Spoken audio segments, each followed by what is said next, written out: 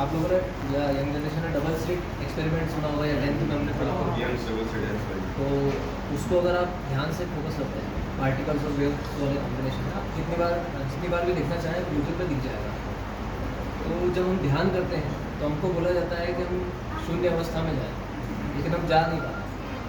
तो उसको आप अगर एटम्स के नज़रिए से देखेंगे तो आप जब किसी को ऑब्ज़र्व करते हैं, आप जनरल लैंग्वेज में बता रहा हूँ, अगर हमने इसको ऑब्ज़र्व किया तो वो चीज़ नहीं है, या वो चीज़ वो वाली है जो वो नहीं थी। या मान लीजिए ये बॉटल है, तो अगर मैं इसको ऑब्ज़र्व कर रहा हूँ तो ये कब तक बॉटल रहेगी, जब तक मैं इसको ऑब्ज़र्व करूँ।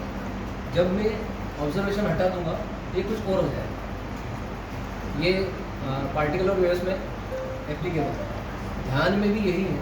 और जब ध्यान में हम शून्य में जाते हैं, मतलब शून्य में मतलब हम ऑब्जर्वेशन बंद कर देते हैं, तब वो पार्टिकल्स, वो एटम्स अपना काम करना शुरू करते हैं। इसको अगर सिंपल लैंग्वेज में समझे तो हमारी जो मम्मियाँ हैं या जो भी है वो नज़र उतारती है, तो वो एक पर्टिकुलर साइंस है। तो आप लोगों से जेंट्स से नज़र नहीं उतरवाई जाएगी, फीमेल से उतरवाई जाएगी, क्योंकि जेंट्स जो है दिमाग ज़्यादा लगाते हैं। दिमाग ज़्यादा लगा रहे हैं मतलब ऑब्जर्वेशन कर रहे हैं कि इससे होगा कि नहीं। तो 7 टाइम्स या 21 बार या ऐसा कुछ कर देते, प्रोसेस बता देते हैं।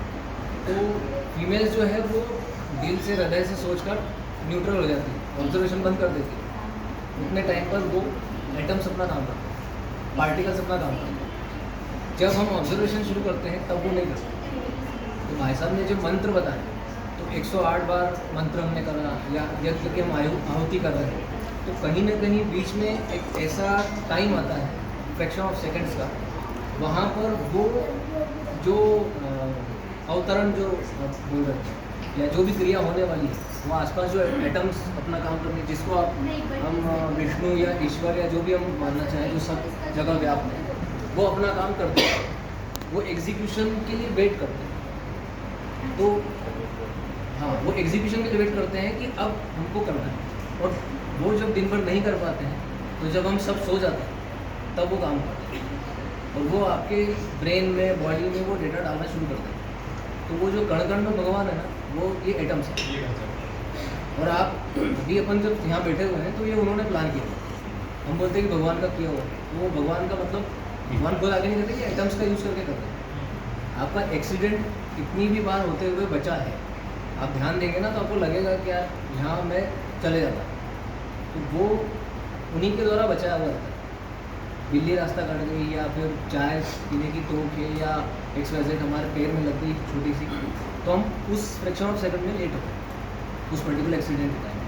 तो इसको अगर उस दृष्टि से देखा जाए, जैसे बिल्ली रास्ता काटती है तो उसके भी साइड इफेक्ट्स होते हैं। लेफ्ट से काटेगी तो क्या होगा, राइट से काटेगी तो क्या होगा। तो ये है प्रैक्टिकल, इसको अगर फोकस करेंगे तो हम खुद प्रैक्टिकल कर सकते हैं। बाकी जो भाई साहब ने चीज़ें बताई है वो बहुत साइंटिफिक और बहुत अच्छी है।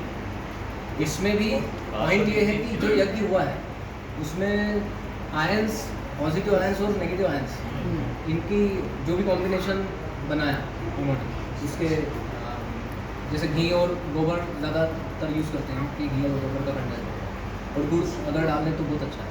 तो वो उसकी पर्टिकुलर मात्रा, और गाय अगर बहुत अच्छी है, जर्सी नहीं है या देसी गाय है, और उस प्रॉपर गाय है, उसका कंडे से किया है, तो उसके जो आयंस बनेंगे, पॉजिटिव और नेगेटिव आयंस दोनों बनेंगे।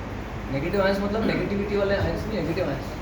तो वो आयंस सभी जगह फैलते हैं, और आपकी बॉडी में इलेक्ट्रॉनिक्स के कारण या जिस भी चीज़ के कारण, या हम सब बैठे हैं अभी, हमारे इसमें से कोई नेगेटिव भी हो सकता है, पॉजिटिव भी हो सकता है, तो हमारा इम्बैलेंस हो जाता है।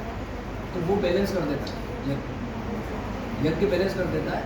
इसका साइंटिफिक जो प्रूफ है, वो अगर आप झरने के पास जाते हैं या प्रकृति में जाते हैं, तो झरने से नेगेटिव आयंस निकलते हैं। झरना जब नीचे गिरता है तो नेगेटिव आयंस निकलते हैं, और हमारे अंदर पॉजिटिव आयंस की अधिकता हो जाती है। तो अधिकता जैसे ही हम झरने के पास जाते हैं तो हमको शांति मिलती है, तो वो बैलेंस कर देता है। इस कारण से हमको प्रकृति में जाकर शांति मिलती है। तो बैलेंस होना इम्पोर्टेंट, तो यज्ञ भी वो बैलेंस करता है। ये ओवरऑल